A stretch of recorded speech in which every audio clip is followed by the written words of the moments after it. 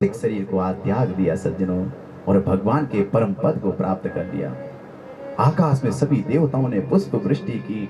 धन्य है ये भीष्म पितामह, जिन्होंने जीवन भर अपने पिता के सुख के लिए, जिन्होंने आजीवन ब्रह्मचर्य धारण कर लिया। महान ऐसा अद्भुत पुत्र आज तक कोई नहीं हुआ महाराज।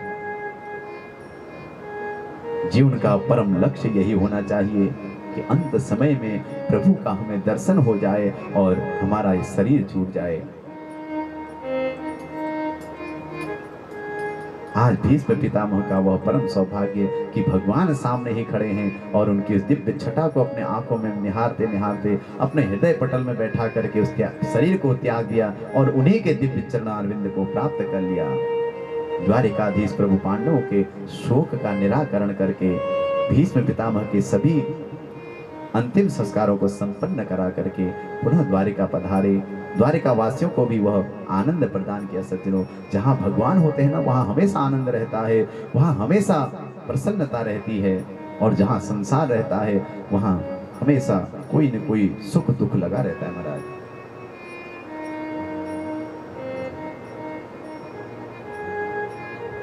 पांडवों की कुलवधु उत्तरा के गर्भस्थ बालक की रक्षा करके भगवान तो अपने द्वारिका चले गए।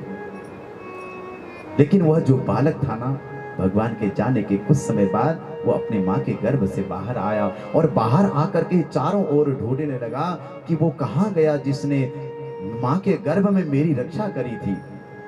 चारों ओर देखने के कारण ही उस बालक का नाम परीक्षित रख दिया गया। बोलिए परीक्षित जी महाराज की जय। वैसे उनका नाम विष्णुरात था। विष्णुनारात अर्थात विष्णु भगवान के द्वारा जिस बालक की गर्भ में रक्षा की गई हो उसका नाम विष्णुरात था। लेकिन वो चारों ओर सब में ही भगवान को देखने लगा, कहाँ गया मेरा परमात्मा, और उनको ढूंढते ढूंढते नाम ही परीक्षित पड़ गया महाराज। सूत जी कहते हैं कि ऋषियों, हम सब भी माँ के गर्भ में जब रहते हैं ना, हमारी रक्षा भी तो भगवान ही करते हैं। माँ के गर्भ में रह करके हम न जाने कितनी कितनी प्रार्थनाएं करके इस गर्भ माँ के गर्भ से बाहर आते महाराज, क्योंकि माँ का गर्भ भी तो नरक ही है। लेकिन बाहर आते ही हम सब कुछ भूल जाते हैं। परीक्षित नहीं भूले, आकर के भी उसी परमात्मा को खोजने लगे। इस प्रकार परीक्षित बड़े हुए और अपने राज्य का संरक्षण संवर्धन करने लगे। चारों तरफ खूब उनकी ख्याति हो गई महाराज। समय आया, एक दिन विदुर जी महाराज तीर्थ यात्रा करते करते अपने राज्य में पधारे। धृतराष्ट्र से भेंट हुई, पूछा कि भैया क्या हाल है आपका। धृतराष्ट्र ने तो आज पांडवों के प्रशंसा के पुल बांधे महाराज। अरे भैया विदुर क्या बताएं, अरे इतनी सेवा तो कभी मेरे बच्चों ने भी मेरी नहीं करी। हमेशा ताऊ जी करके खूब हमारी सेवा करते हैं भैया, खूब आनंद हो रहा है। विदुर जी ने डांट लगाई, अरे भैया तुम्हें शर्म नहीं आती। जिन पांडवों को मारने के लिए तुमने न जाने कितने षड्यंत्र रचे, आज उन्हीं के टुकड़ों पर पल रहे हो, और उसके बाद भी तुम्हें शर्म लाज नहीं आती। धृतराष्ट्र कहता है क्या करूं भैया बताओ, अब मेरे पास वो रास्ता भी कुछ नहीं है, मेरे बच्चे तो हैं नहीं, मैं कहां जाऊं। रातों रात सज्जनों विदुर जी धृतराष्ट्र और गांधारी को लेकर के बद्रिकाश्रम की ओर चले गए। किसी भी रूप में कभी भी आपको यदि संतों का संग मिल जाएगा तो वो किसी न किसी रूप में आपका कल्याण ही कर देंगे। भले आपने जीवन भर कोई अनजाने में पाप क्यों ना किया हो, लेकिन सज्जनों संत का संग मिलने से हमेशा कल्याण होता है। इधर पांडवों को मालूम पड़ा, रात प्रातः काल उठते ही देखा तो वहां धृतराष्ट्र ताऊ नहीं मिले। तो युधिष्ठिर व्याकुल हो गए कि हे भगवान क्या बात होगी, शायद हमारी सेवा में कोई कमी हो गई, कहां चले गए। नारद जी ने आकर के समझाया, कहा हे धृतराष्ट्र, हे युधिष्ठिर, आप चिंता न करें, आपके ताऊ जी को अब विदुर जैसे संतों का सानिध्य मिल गया है, इसलिए अब उनकी दुर्गति नहीं होगी। उन्होंने भले जीवन भर पाप क्यों ना किया हो, लेकिन संत का संग मिल गया है तो अब वह अपना कल्याण कर लेंगे। तब जाकर के युधिष्ठिर महाराज को शांति मिली। समय बीतता गया, धीरे धीरे अपशकुन होने लगे। प्रभु द्वारिका गए, अर्जुन भी उनके साथ में गए हुए थे महाराज। परंतु साथ तो अजीब सपने देख रहे हैं युधिष्ठिर महाराज। कभी देख रहे हैं कि गाय बछड़े का दूध पी रही है, कभी देख रहे हैं कि भगवान की मूर्तियां रो रही हैं। तो मन घबराने लगा। युधिष्ठिर महाराज का चर्चा हो ही रही थी कि सामने से ही अर्जुन का आगमन हो गया। अर्जुन का जब मलिन मुख देखा ना युधिष्ठिर महाराज ने, तो व्याकुल हो गया। अरे भैया, क्या हुआ तुम्हारे मुख को? इतनी निराशा, इतना तेजहीन तुम्हारा मुख कैसे हो गया? कि वंचितो हम महाराज हरिणा बंधुरोपिणा ये न मे पहृतं तेजो देव विस्मापनम। आज युधिष्ठिर महाराज ने पूछा, अरे भैया क्या बात हुई? तुमसे कोई पाप तो नहीं हो गया? तुमने कोई व्यभिचार तो नहीं कर दिया? इतना तुम्हारा तेज कैसे चला गया? तुमने किसी भूखे को भोजन कराए बिना स्वयं तो भोजन नहीं कर लिया? तुमसे किसी ब्राह्मण की हत्या तो नहीं हो गई भैया? कौन सा ऐसा पाप हो गया जिसके कारण तुम्हारा मुख आज इतना लटका हुआ है? अर्जुन भैया के चरणों में गिर पड़े। कहा, भैया क्या बताऊं, आज तक जिनके बल से मैं अपने को बलवान समझता था प्रभु, आज वो मेरे प्रभु इस धरा धाम को छोड़ करके अपने दिव्य लोक को पधार गए। आज उन कृष्ण भगवान के बिना भैया मेरे पास गांडीव भी है, लेकिन इस गांडीव में कोई शक्ति ही नहीं है। मैं वही अर्जुन जिसके हुंकार से सारी सेनाएं कांप उठती थी, आज इस अर्जुन को भील कोलों ने भी इसको पराजित कर दिया। भैया अब समझा कि मेरे अंदर जो बल पराक्रम था ये मेरा नहीं था, ये तो प्रभु का दिया हुआ था। प्रभु के बिना मैं कुछ भी नहीं था भैया। और जैसे ही कुंती मैया ने सुना कि प्रभु अपने धाम को पधार गए, एक सेकंड भी नहीं लगाया, तुरंत अपने पंच भौतिक शरीर को त्याग करके भगवान में लीन हो गई। सज्जनों, अद्भुत भक्ति है इस भक्त की। देखिए, ऐसे ऐसे महान महान भक्त हुए हैं जिनके पास ऐसा योग बल था। वो स्त्री जाति होकर के कैसा योग होगा कि भगवान के विरह में एक पल भी नहीं बिताना चाहती जो स्त्री, क्या उसको भगवान नहीं मिलेंगे? तुरंत भगवान में लीन हो गई। सज्जनों, वास्तव में जहां भगवान नहीं है वहां हमें एक पल भी रहना नहीं चाहिए। जहां सत्संग नहीं होता हो, जहां दुष्ट लोगों का ही बोलबाला हो, ऐसे संग को त्याग करके हमें एकांत में रहना चाहिए। महाराज, पांडव भी द्रौपदी को साथ में लेकर के परीक्षित को राज्य की सत्ता का भार सौंप करके अब बद्रिक आश्रम की ओर चले गए महाराज। और धीरे धीरे सब भगवान को प्राप्त कर लिए। परीक्षित जी ने सत्ता का भार संभाला। एक बार अपने राज्य की स्थिति देखने निकले, क्योंकि राजा का कर्तव्य है कि पूरे राज्य में कोई भी व्यक्ति दुखी ना हो महाराज। उनके लिए हमेशा उनके सुख दुख का सहभागी बन करके रहे राजा। तो गांव का यदि कोई मुखिया भी है, उस मुखिया का फर्ज है कि वो गांव के सब लोगों के सुख दुख का सहभागी बने। भ्रमण करते करते आज अर्जुन भी, इधर परीक्षित भी अपने पूर्वजों की प्रशंसा खूब सुनते हुए अपने राज्य में भ्रमण करने लगे। परंतु एक जगह बड़ा अटपटा दृश्य देखा महाराज परीक्षित ने। क्या देख रहे हैं कि गाय बछड़ा आपस में रो रहे हैं महाराज। बछड़ा गाय को समझा रहा है और एक काला कलूटा भयंकर कुरूप व्यक्ति हाथ में खड्ग लिए हुए उस बछड़े के चौथे पैर को भी काटना चाहता है। 3 पैर उस दुष्ट ने काट दिए हैं महाराज।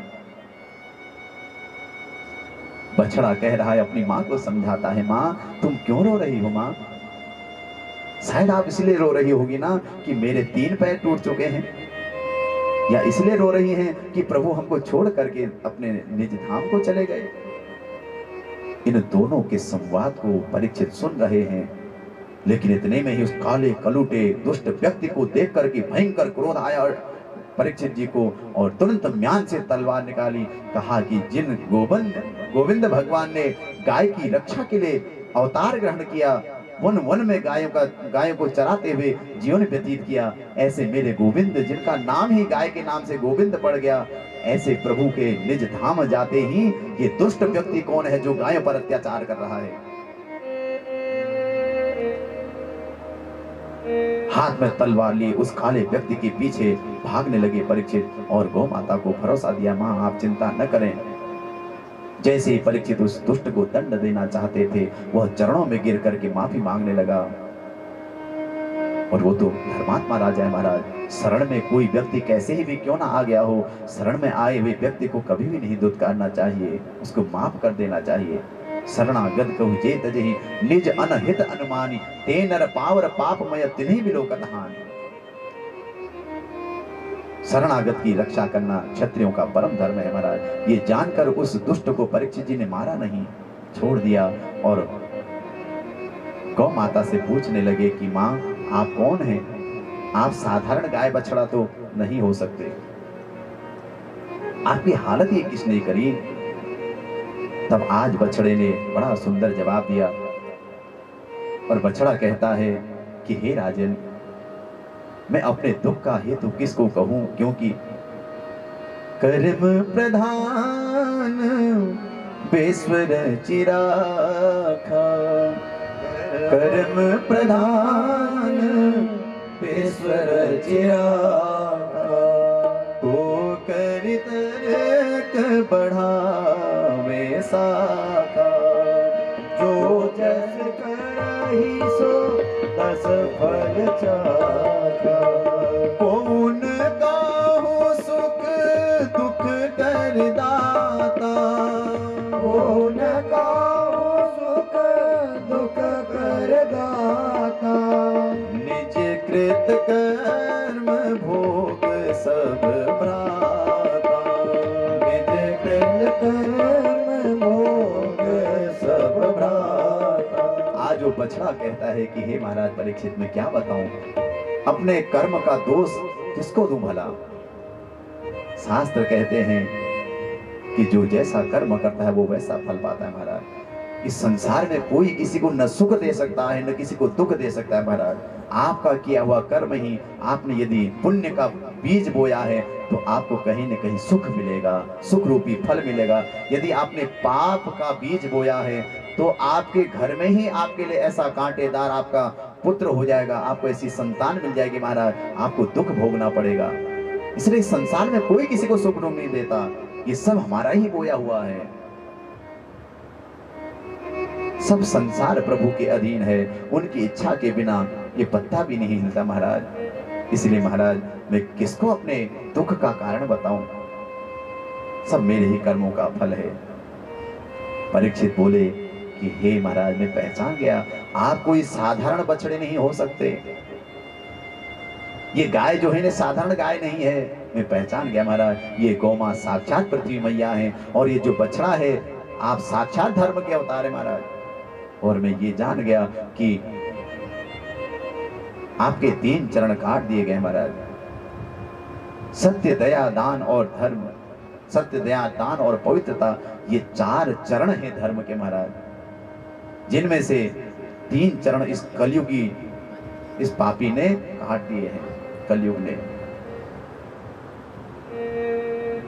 आपने किसी के पाप की चर्चा नहीं करी, इसलिए आप धर्म है महाराज। क्योंकि जो व्यक्ति किसी के पाप की चर्चा करता है उसका आधा पाप उस व्यक्ति पर प्राप्त हो जाता है महाराज। इसलिए धर्मात्मा व्यक्ति कभी किसी के पाप की चर्चा नहीं करता, हमेशा पाप के किसी की निंदा से हमेशा धर्मवान व्यक्ति बचता है महाराज। और उस दुष्ट से पूछा, रे तुम कौन हो?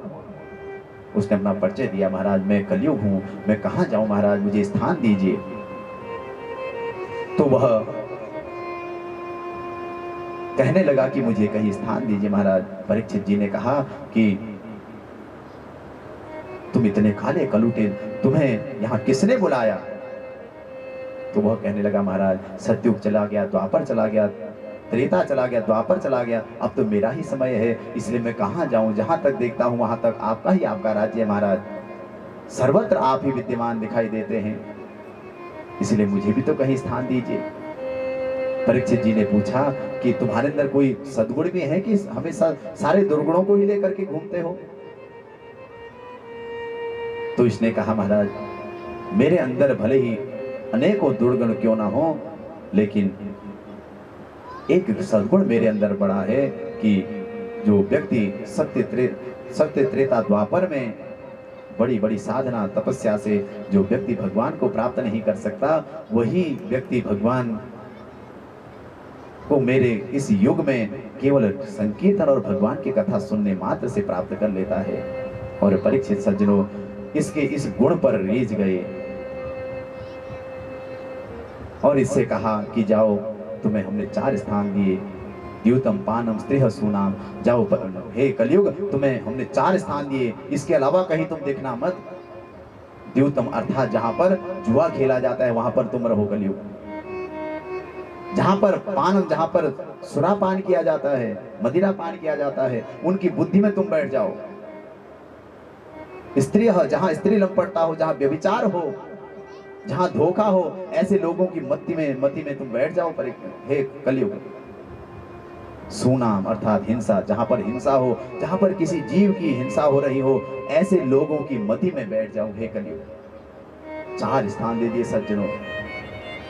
और अब आप स्वयं समझिए कि कलयुग कहां रहता है। अभी आप और हम सब लोग सतयुग में बैठे हुए हैं। क्यों? क्योंकि अभी हमारे सबके मन में कोई पाप नहीं बैठा है। हम सब भगवान की कथाओं को सुनकर के भगवान की कथाओं में लीन हो रहे हैं, इसलिए अभी सतयुग है महाराज। लेकिन घर जाकर के हमारे मन में कोई पाप आ गया, हमें मदिरा पीने का मन कर गया या जुआ खेलने का मन कर गया, तो वही कलयुग आ गया। हमें केवल जीव के स्वाद के लिए किसी जीव की हिंसा कर दी, तो वही कलयुग आ गया। केवल अपने इंद्रियों की तृप्ति के लिए हमने व्यभिचार कर दिया, तो वही कलयुग आ गया महाराज। कलयुग कहीं और नहीं है, आप और हम सब की मति में बैठा हुआ है कलयुग महाराज।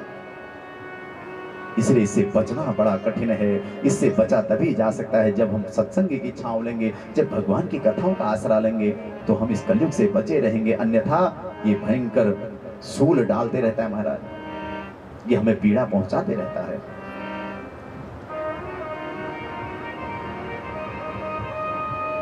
कलयुग कहने लगा, महाराज मुझे 4 के 4 स्थान इतने गंदे दिए थे, कहीं एक आध कमरा तो अच्छा दे दिया होता महाराज। इतने गंदे गंदे इन शराबी कबाबी इन जुआरियों के चक्कर में कौन पड़ेगा? एक हाथ कोई अच्छा कमरा दे दो मुझे। क्योंकि आपने कहा कि मैं तुम्हारा ये गुण हमें अच्छा लगा। भैया कलयुग में जो जप तप से जो फल नहीं मिलता, वही फल कलयुग में केवल भगवान की कथा सुनने और भगवान के नाम उच्चारण से मिल जाता है। महाराज इतना रीझे हुए हो तो एक अच्छा कमरा दे दो। तब जाकर के परीक्षित जी ने कहा, जाओ हमने तुम्हें स्वर्ण में विवास दिया। अब यहाँ संत लोग कुछ लोग शंका करते हैं, भैया स्वर्ण में तो भगवान स्वयं कहते हैं कि धातु नाम हम कांचनोऽस्मि, धातु में स्वयं स्वर्ण में विराजमान रहता हूँ। हम यहाँ देखिए भगवान का पूजन कर रहे हैं। हमारे सनवाद जी ने बड़ी सुंदर भगवान की राधा कृष्ण जी की प्रतिमा बनाई है सोने की, और उसी में हम भगवान का आवाहन करके पूजन कर रहे हैं। तो एक तरफ तो भगवान स्वर्ण में दिखाई दे रहे हैं और एक तरफ उसी सोने में कलयुग का वास कैसे हो गया? तब संत कहते हैं, भैया जो नीति से कमाया हुआ स्वर्ण है उसमें तो भगवान का वास है, लेकिन पाप से कमाया हुआ जो सोना है, सोने का अर्थ केवल स्वर्ण से ही नहीं, सोने का अर्थ धन दौलत वैभव कोई भी चीज क्यों ना हो। यदि अनीति से कुमार्ग से आपने कमाया है, पाप करके कमाया है, तो वहां कलयुग ही वास होगा महाराज। वो चीज आपको कभी सुख नहीं दे सकती। इसलिए अधर्म से कमाया हुआ सोना यदि किसी के पास हो तो भैया उसको शुद्ध कर लेना। लोग बड़े बड़े हार पहन करके घूमते हैं, देवियां तो बड़े सुंदर सुंदर गहने पहन के घूमा करती है महाराज। पहनो, बहुत अच्छी बात है, भगवत कृपा से मिला है, खूब पहनो, लेकिन पूछ लेना स्वामी जी लाए कहां से ये सब? कहीं कुमार्ग से तो नहीं लाए, कहीं पाप का पैसा तो नहीं था। यदि पाप का पैसा होगा तो महाराज वो कुल को खराब कर देगा, आगे की संतानें खराब कर देगा।